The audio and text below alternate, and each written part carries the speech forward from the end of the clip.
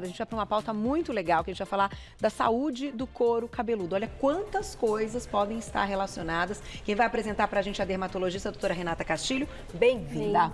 Sempre obrigada. Um prazer te receber. O prazer é meu. Tem muita novidade aqui na mesa, Sim. mas antes a gente vai começar, então, explicando um pouquinho quais são esses problemas, Sim. né, doutora? O que pode estar envolvido aí? Muitas vezes você está com alguma queixa, já notou alguma coisa e não faz a menor ideia o que é aquilo. Quando encontra, às vezes, até uma descamação, algo assim. Exatamente. É muito interessante a gente trazer, Carol, porque, por exemplo, a descamação, ela pode ser várias condições do couro cabeludo que a gente até vai citar. Então, popularmente, as pessoas falam, eu tô com couro cabeludo descamando, eu tô com caspa, que também é uma condição, que é a dermatite seborreica, mas a descamação pode estar presente em várias patologias. Então, por isso que é importante. Teve a descamação, procura o médico, porque aí a gente vai, através dos exames e da história clínica, diferenciar o motivo daquela descamação. É isso, tem que ter, né, gente, o diagnóstico correto. Vamos colocar a primeira na tela, a gente vai apresentar então para vocês, vão mandando perguntinhas no @VocêBonitaTV. Doutora, a gente então começa com essa dermatite seborreica que você comentou. Exatamente. Então, a dermatite seborreica, que é conhecida popularmente ali como caspa, né? É uma condição que a pessoa tem, alguns fatores pioram, então, por exemplo, a oleosidade, às vezes o clima um pouco mais frio, água quente. Então, as pessoas, né, podem perceber que entrou o frio, começa a lavar o cabelo com água quente, começa a piorar, que é uma descamação excessiva ali do couro cabeludo, uma descamação mais furfurácea, mais fininha, e aí realmente a gente vê, né, aquela descamação ali, e aí incomoda, fica na roupa, né? Então tem pessoas que têm uma descamação mais importante. E o tratamento normalmente a gente consegue tratar com shampoos e muitas vezes com algumas loções com princípios ativos específicos para controlar essa descamação desenfreada que está acontecendo ali. E que muitas vezes ela é pontual, ou a pessoa que tem, ela vai ter de forma recorrente? Ela tem de forma recorrente. Tanto que as pessoas falam, né, que tem uma tendência. Então, normalmente a gente faz um tratamento mais intensivo para melhorar e depois um tratamento de manutenção para evitar com que essa caspa volte. Porque a pessoa tem essa tendência a ter essa descamação. E é pelo excesso de oleosidade? Pelo excesso de oleosidade também. Então, essa parte de tratamento também às vezes pode ser oral, via oral? Pode ser via oral, dependendo do tipo de dermatite seborreica, que muitas vezes a gente pensa que é só no cabelo, mas às vezes dá um pouquinho no rosto também. A gente pode também associar com tratamentos via oral, né? Às vezes eles estão juntos dentro de outras patologias, então, por exemplo, uma tínia e tudo mais, né? Que tem um pouquinho de fungo, e aí a gente precisa de outros tratamentos também. Tá certo. Vão mandando mensagem pra gente, né, quem se identificar aí com algum dos casos. O próximo, então, psoríase. Achei bem interessante trazer, porque, por exemplo, uma das condições do couro cabeludo que também traz uma descamação é a psoríase. Então, muitas vezes que é uma condição super séria, que tem que ser acompanhada pelo dermatologista, né, que manifesta no couro cabeludo, mas também é uma condição de pele. E já aconteceu de paciente meu, por exemplo, achar que era uma caspa, né? E na verdade era uma psoríase. Então quando a gente examina o paciente pelo histórico clínico dele e pelos sinais do couro cabeludo, a gente observa que a descamação da psoríase é diferente da descamação da dermatite seborreica, né? Ela é uma descamação mais perifolicular, ela é uma lamela ao invés de ser mais fininha, fora os sinais clínicos, então a gente consegue identificar ali e o tratamento é completamente diferente. Então, autoimune, doutora? Ela tem um caráter autoimune também, mas ela é uma doença inflamatória crônica, né? Então ela não é um linfócito atacando, mas ela tem um componente que ataca também e que inflama. Ela reage como se fosse uma questão autoimune. Exatamente. Tem que ter o diagnóstico, né, gente? E aí, a gente vai falar, então, a doutora comentou, alopecia areata. Vamos falar corretamente. Exato. Então, tem vários tipos de alopecia aí, né, Carol, de alopécia, que são que é a perda de cabelo ali, tem androgenética e tudo mais. A areata é a que assusta um pouquinho mais, porque ela realmente faz alguns pontos específicos ali na cabeça, né, muitas vezes na frente.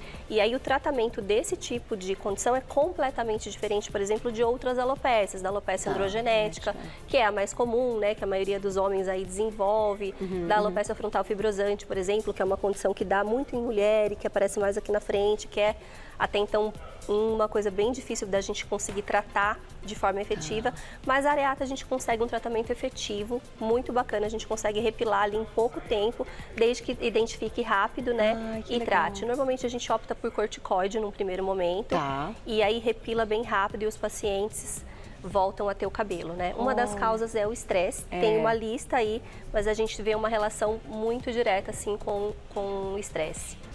Já já vamos contar as novidades. Foliculite, é muito comum foliculite, muito né? Muito comum. Foliculite o paciente às vezes confunde com uma espinha. Então, realmente é uma inflamação ali do folículo, daquela região onde está. E isso, se o paciente não trata, pode ter problemas mais sérios. Então, pode desenvolver uma queda de cabelo, né? Normalmente, a foliculite a gente trata com antibiótico terapia. E o quanto antes a gente tratar, melhor. Né? Pra não crescer, né? Para não crescer. E tem pacientes que têm alguns tipos de foliculite, né? Que acabam tendo essa foliculite de forma crônica. Então, a gente precisa também ter um cuidado para que essa foliculite não continue se desenvolvendo ali. E olha que interessante. E não pode coçar, não pode fazer nada, gente. Porque depois esse negócio infecciona, é um problema. Exatamente. Né? E tem casos, né? Que se você não trata a foliculite no começo, ela pode ficar um pouco mais grave. Olha lá. Sentiu ali uma coisa diferente, tem que procurar um médico. Exatamente. A próxima, doutora, é um nome... É a tínia. Tínia. Isso. Tínia capitis. Que é um fungo, né? Então a gente consegue identificar isso quando o paciente chega. E se ele trata apenas como uma dermatite seborreica simples, aí a gente não consegue um sucesso no tratamento. Né? Então, é a causa mais comum também de dermatite seborreica, que eu falei que tinham outras causas além da oleosidade, é a tínia. Então, a gente precisa tratar efetivamente com antifúngico. Tem opção de shampoo, muitas vezes tem o comprimido também via oral, e aí a gente faz um cuidado para que esse paciente não venha desenvolver depois outras vezes. Entendi. Né? E antifúngico é um negócio que não pode ficar tomando sempre. Não pode, né? Tem que ter um cuidado. Então, assim, é sempre ideal realmente procurar o médico, não tomar por conta, não tomar o que o vizinho tomou, porque muitas vezes você tem uma condição de saúde que não te permite tomar aquele antifúngico, né, que pode prejudicar, enfim, função hepática, várias coisas. Então, precisa conversar pra gente escolher um tratamento seguro também, né, Carol? E olha pra vocês verem, o negócio é até interessante essa discussão, porque às vezes a gente acha que trocando um shampoo, compra um shampoo que limpa, aquele de limpeza, ou compra não sei o que lá, e não passa no médico. Imagina, você pode estar com um fungo, um negócio sério, aumentando ali, depois pode virar até sistêmico, né? Isso. Então, assim, e precisa tratar de uma forma efetiva e de uma forma que você consiga controlar também, né? Ou muitas vezes, por exemplo, você sabe que o seu vizinho tomou um remédio, mas você não tem condição clínica para suportar essa medicação, né? Então, não é todo paciente que pode tomar antifúngico, então por isso que precisa, sim, ser avaliado, né? Às vezes a pessoa pensa que é uma coisa muito simples, mas é uma condição que precisa ser avaliada com detalhes. E a gente tem esse outro que é o líquen plano pilar. O líquen plano. Então, assim, achei interessante também trazer, porque, como eu falei, existem várias condições que descamam o couro cabeludo. Uma delas é o líquen plano, que sim, é uma doença autoimune. Então, o linfócito T, ele vai ali e ataca o folículo do cabelo. E aí o tratamento é completamente diferente das outras condições. E começa com uma descamação. Né? Então, claro que assim, a gente vai identificar ali outros sinais, né? A história clínica desse paciente, mas é uma condição completamente diferente das outras, que também cursa com descamação. E então, coceira, doutora? E coceira, muita coceira. Então, nesse caso. Aí, na dermatoscopia, quando a gente avalia o couro cabeludo, tem os sinais, né? Então, ele vai ter ali os vasos mais vermelhinhos, os glóbulos, vários sinais que quando a gente olha, a gente sabe que está falando de um líquen plano. Entendi. E olha, o diagnóstico de uma doença autoimune é extremamente importante. Extremamente importante, e aí para tratar da forma correta, né? Vamos lá, daqui a pouquinho tem perguntinhas do público no @VocêBonitaTV. Quem tá com a gente hoje é a Yasmin. Tudo bem, Yasmin? De volta. Vamos lá, Yasmin tá aqui então, que hoje a doutora Renata vai dar uma olhadinha nesse couro cabeludo. Isso aí, vamos ver como é que tá o couro cabeludo aqui da Yasmin. Então, aqui a gente consegue avaliar, Carol, tá vendo? Acho que tá projetando ali, ó. Aí. Isso, perfeito. O couro cabeludo da Yasmin é um couro cabeludo saudável, né? Então, assim, a gente vê ali as hastes sem nenhum problema, não tem nenhum sinal dermatoscópio, né? A gente consegue observar um pouquinho de oleosidade natural do couro cabeludo, né? Então, todas aquelas doenças que a gente falou, fora uma série de outras condições, a gente consegue identificar sinais, Carol. Então, deixa eu ver se eu consigo ver alguma coisinha aqui só para dar um exemplo para vocês. Se tem algum vermelhinho. Por exemplo, um pontinho preto. Um pontinho preto, que é o que a gente chama ponto preto, é um cabelo cadavérico, um cabelinho que já devia ter saído, né? Na alopecia androgenética, a gente começa a ver muito fiozinho miniaturizado, pelos velos que a gente chama. Isso é um sinal de alopecia androgenética, o cabelo vai afinando e para de nascer. A gente consegue identificar descamação perifolicular em algumas condições, como por exemplo, no líquen plano. A gente consegue na psoríase ver glóbulos. Porque fica muito ampliado, Fica muito ampliado. Então aqui, ó, dá pra gente ter uma ideia, tá vendo? O quanto ele amplia, né? Ó, ele amplia bastante, a gente consegue avaliar direitinho todas as condições. A Yasmin tá 100%, olha o tanto de tá cabelo. Ótimo, um cabelo Viva. super denso, Graças super a Deus. cheio, cabelo de sonhos aí para todo mundo, então, né, não tem realmente nenhum sinal, mas é muito interessante isso porque a gente não tem o risco de confundir as doenças. Claro que pela clínica a gente já tem ali, né? Mas a gente consegue ter mais certeza por esses diversos sinais que a gente consegue identificar na dermatoscopia. Muito legal. E aí é legal que a gente também já mostra ali para o paciente. O paciente já consegue ver para ele tudo. Já visualizar, então é bem bacana. E, doutor, antes da gente... Tem uma perguntinha do público. Vamos contar pro pessoal qual é essa novidade para tratamento, então, vamos lá. de problemas do couro cabeludo? Isso aqui é a novidade da novidade, hein? Isso aí é a última palavra em tratamento. Carol, deixa eu pôr aqui. Isso, vamos botar aqui. Então, hoje, a última palavra em tratamento são as terapias regenerativas, né, Carol? A gente trouxe duas aqui para contar para o pessoal. E esse daqui é um aparelho de terapia regenerativa. Então, como que ele funciona? A gente utiliza, vou mostrar aqui para vocês, a gente faz uma mini cirurgiazinha. Tá vendo que é bem pequenininho, ó? Não sei se a câmera consegue pegar. Então, a gente remove 3 pedacinhos do couro cabeludo aqui da região da nuca, né, de tecido, com esse punchzinho aqui, que é muito miudinho, ó. Então não precisa suturar nada, ele fecha sozinho, depois não faz falta, fica bem tranquilo. E aí a gente coloca esses 3 pedaços de tecido nesse equipamento que consegue fazer o quê?